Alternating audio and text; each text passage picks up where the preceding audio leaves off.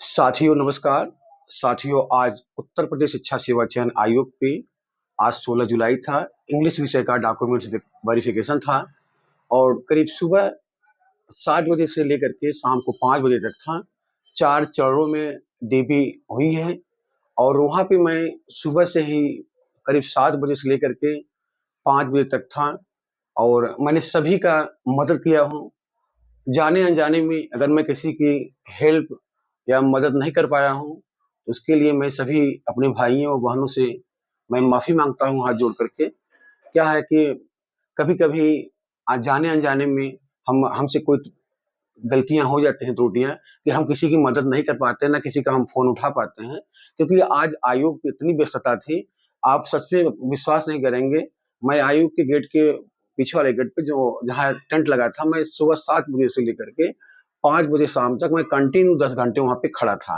किसी भी भाई या बहन को डॉक्यूमेंट्स में कोई भी प्रॉब्लम हो रही थी, मैंने सबकी हेल्प कर रहा था, जो हमसे वहाँ पे हेल्प माँग रहे थे और वहाँ अपने भी बहुत से मेरे भाई और मेरी बहनें यहाँ पे मिली और थैंक्स ऑफ गॉड मैं भगवान को धन्यवाद देता हूँ। अगर आज यूट्यूब नहीं होता, तो मैं उत्तर प्रदेश के समस्त अपने भाइयों-बहनों से मैं मिल नहीं पाता।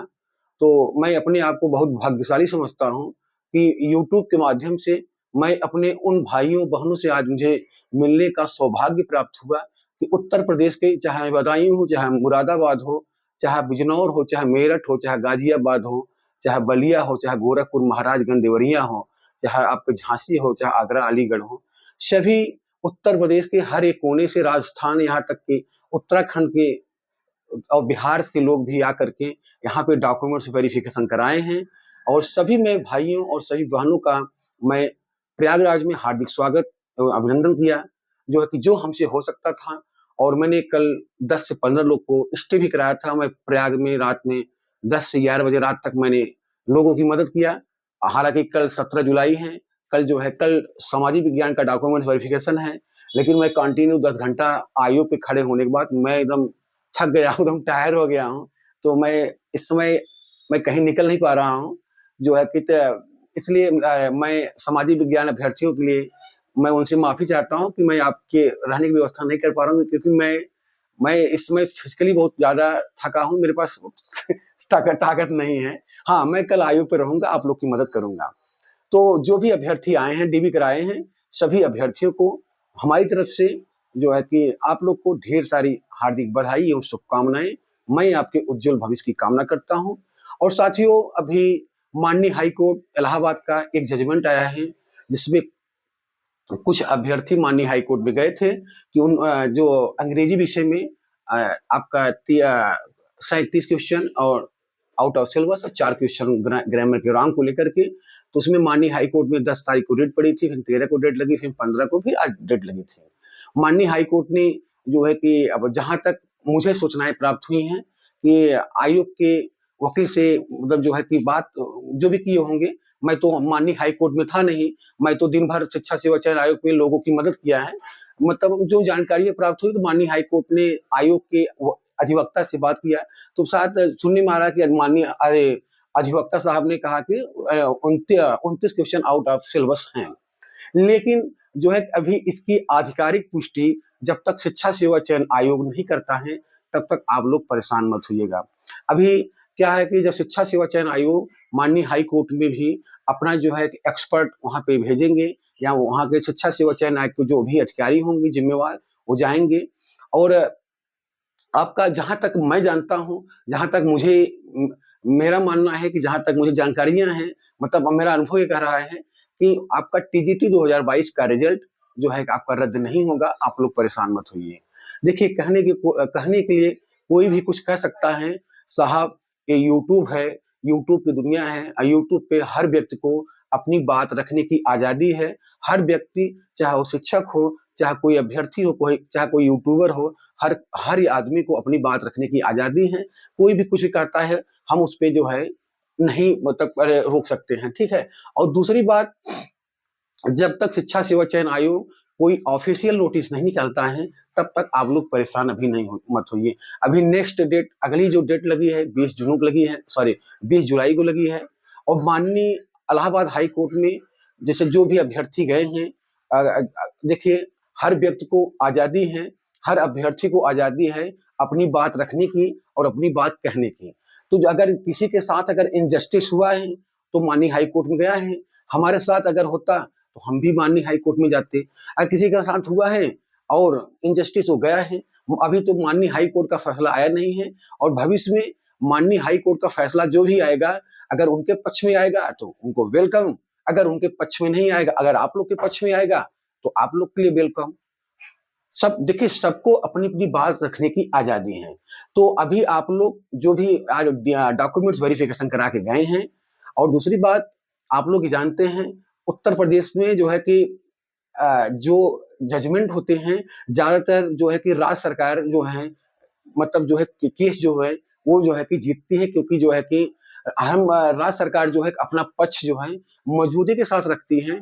और जो है कि माननीय हाई कोर्ट में और कभी-कभी जब माननीय सिंगल बेंच में जब राज्य सरकार कोई भी केस अगर हारती भी है, इन फ्यूचर अगर कोई भी केस, तो राज्य सरकार डबल बेंच भी जाती है। तो मामला लंबा है, ऐसा नहीं है, और अभी स्टे भी नहीं लगा है और अभी रिजल्ट आपका रद्द नहीं हुआ है।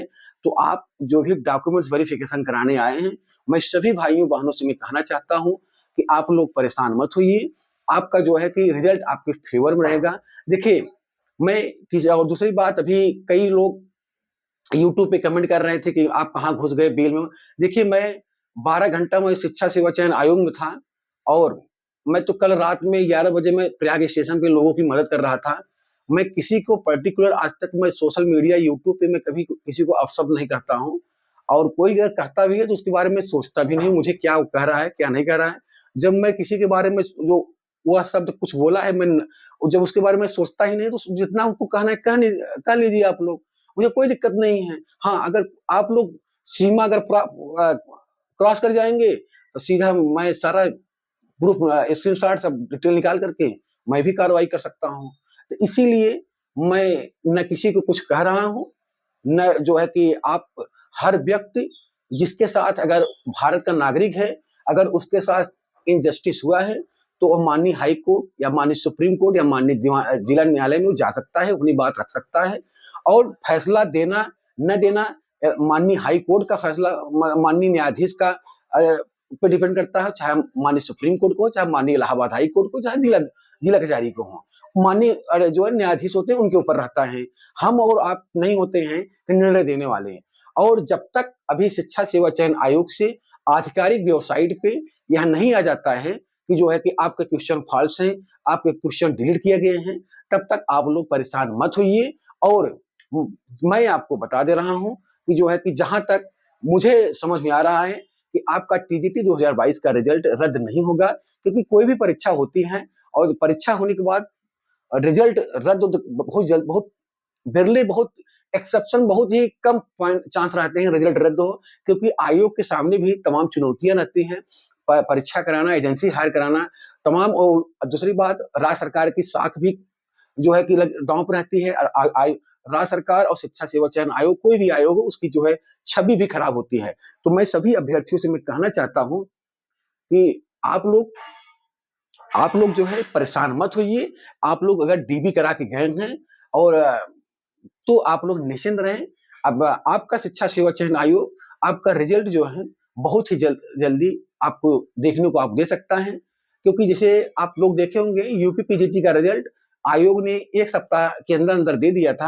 हो सकता है शिक्षा सेवा चयन आयोग मंगलवार या शनिवार तक, जहां तक संभावनाएं बन रही हैं, शिक्षा सेवा चयन आयोग आपका रिजल्ट दे देगा, क्योंकि शिक्षा सेवा चयन आयोग के माननीय अध्यक्ष डॉक्टर प्रशांत कुमार सर बहुत ही तेजी से बहुत अच्छा कार्य कर रहे हैं और बहुत ही सराहनीय कार्य कर रहे हैं। और शिक्षा सेवा चयन आयोग इस समय रॉकेट आयोग हो गया है। तो आपका रिजल्ट जल्दी आएगा और आप लोग अभी परेशान मत होइए। मैं उत्तर प्रदेश के समस्त भाइयों बहनों से कहना चाहता हूं, अभी फैसला माननीय हाई कोर्ट के अधीन है। माननीय हाई कोर्ट जब तक कुछ नहीं कहता है तब तक आप लोग टेंशन फ्री रहिए।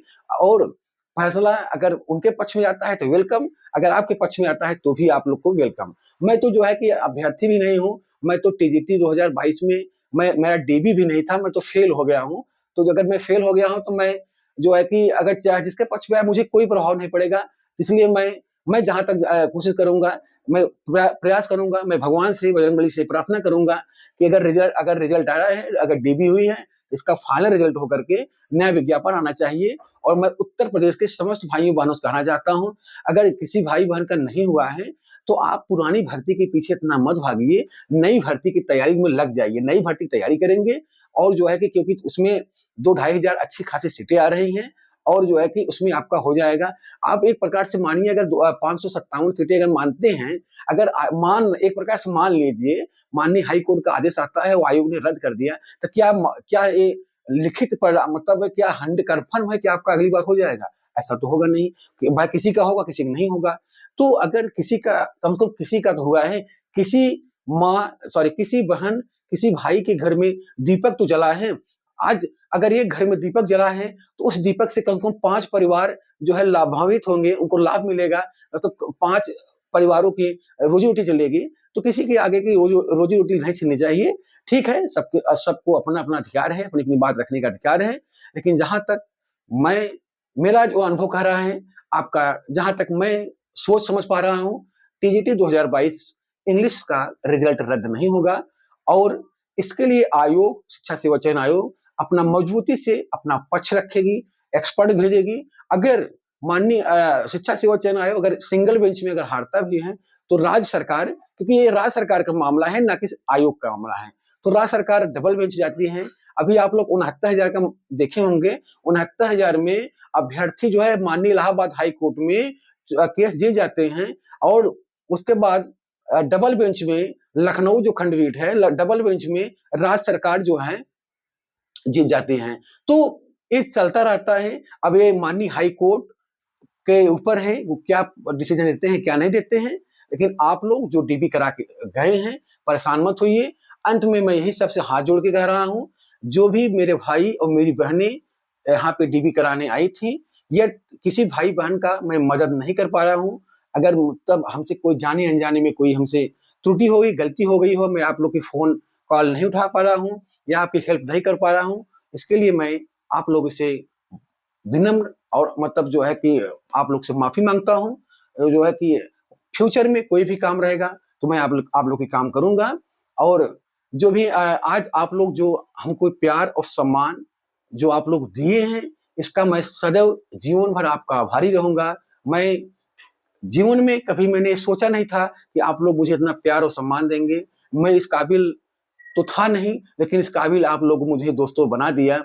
अगर आप लोग मुझे इस काबिल बनाए हैं, तो दिनेश यादव हर कदम आपके साथ कदम से कदम मिला के चलेगा। मैं पूरी मदद करूँगा हर एक एंगल पे, जहाँ भी रहूँगा। ज मैं एक बात बता दूँ, मैं जो है कि मुझे मौत पसंद है, अपमान पसंद नहीं है। मुझे मौत पसंद है, अपमान पसंद नहीं है, तो इसलिए मैं सिर कटा सकता हूँ, सिर झुका नहीं सकता हूँ।